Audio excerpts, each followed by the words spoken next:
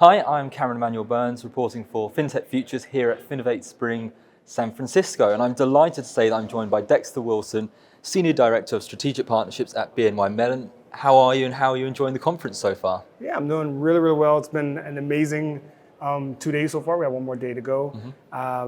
It's funny, I bumped into a lot of people I was not expecting to see here, and that's actually been very beneficial because we actually had some sidebar collaborations, and so overall, very good. Awesome. Well, firstly, can you talk us about BNY Mellon's strategic partnerships and the innovation division? So I sit in a team called Strategic Partnerships and Innovation. In there, we have 3 pillars. One pillar is we call it innovation centers. So that's Singapore, London, and New York, and those are actually physical spaces where kind of like a mini inside fintech space. And in those, we have people that are UI UX designers that are trained in design thinking, and so they lead design thinking workshops. And the idea is that they really help our business leaders to ideate new ideas for projects, products, or how to solve some of our most challenging problems. And then the second pillar there is my team, which is the strategic partnerships team. And our group is really kind of bridging the ideation and taking it to the next stage. So it's how do you find the solutions for it? So if it's not going to be a build solution, it's going to be a buy solution or a partner solution. Let's go out and work with our VC partners and our industry partners in the network to really find those technology solutions to bring back and do some proof of concepts. So we run proof of concepts, kind of like an accelerator, but we call it our Ascent program. And in that program, we conduct POCs with these companies that we see as having strong potential for growth, and we want to be part of that journey. And so as part of that, we actually obtain equity. As part of that, if they're successful, we'll have some type of equity grant that's part of that. And that actually opens the doors for the third pillar of our group, which is our strategic investments group.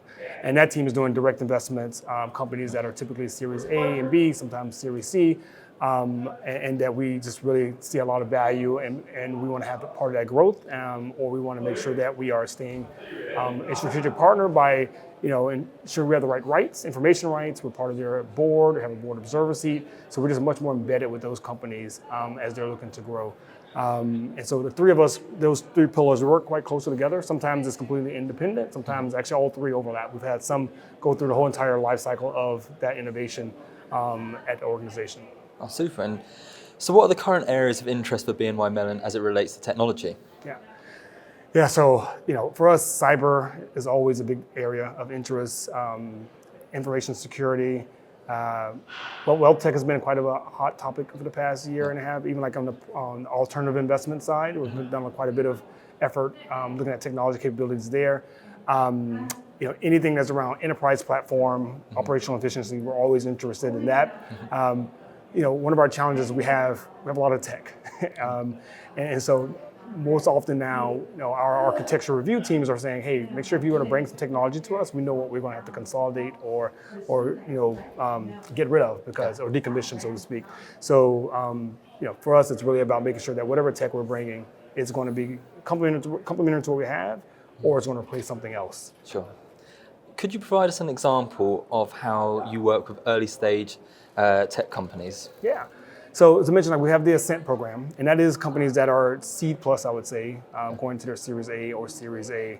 And so in that program, we see a capability that we were really interested in, and we want to move forward with actually embedding that in our technology. But they're early stage, right? We're a highly regulated entity. We're a tier 1 bank. And so because of that, there's just a lot of concerns from a risk standpoint of doing any type of engagement with the early stage technology companies. So as part of the POC, not only do we test out the capabilities and prove that out, but we also do workshops, kind of like an incubator or accelerator in other traditional sense, where we provide workshops on third-party governance, on risk, on compliance, on the sales pitch, on financials, all those things that we want to make sure that that company has solid and that has built out, so that when we get ready to move forward with commercials, we don't have that as a hindrance that we have to now get around.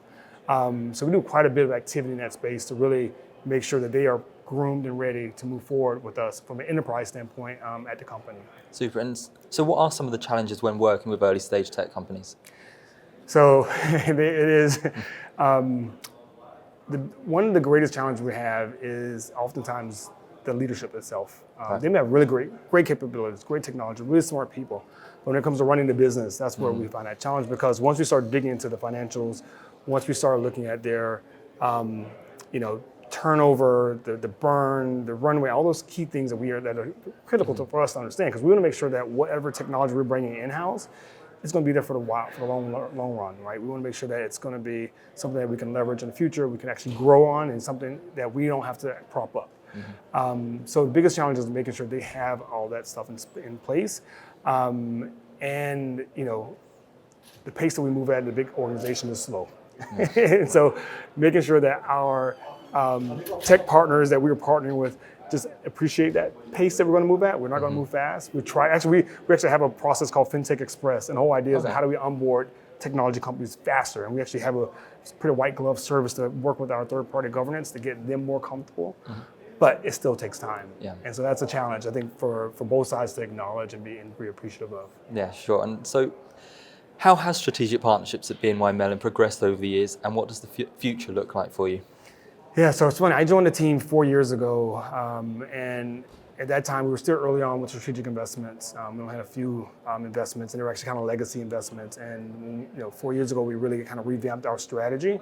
And since then, we have well over 35 companies that we've invested in the past 4 years. We've learned a lot in those past 4 years. We have a better sense of what to look out for, the various factors that makes it important for when we say what strategic looks like. We have a better idea what strategic looks like. I think also just even going through like the SVB challenge where some of our companies that are in our portfolio actually had SVB, so we had to step in and help them. But even like understanding those and how the overall ecosystem is all connected and the risks that we have to be mindful of and be prepared to respond to is something we definitely have learned over the past 4 years, and actually have refined our approach, how we do our scanning, how do we do our diligence. I think we just made it much better, much more, just a better framework for making sure that we don't introduce any risk. We've done quite well. Most of our companies have done really, really well with us. They've grown a lot, but we just know how to continue to make it more refined. And can you give us an insight into any of your recent deals or partnerships? Yeah, so we just had one with Symphony that we signed at the beginning of the year. Another investment, the follow-on investment we had. They're a strategic partner of ours. We have a couple. We have some that we're announcing. We just still, I can't actually announce them on public, but we are quite active. I would say last year we had a number of investments.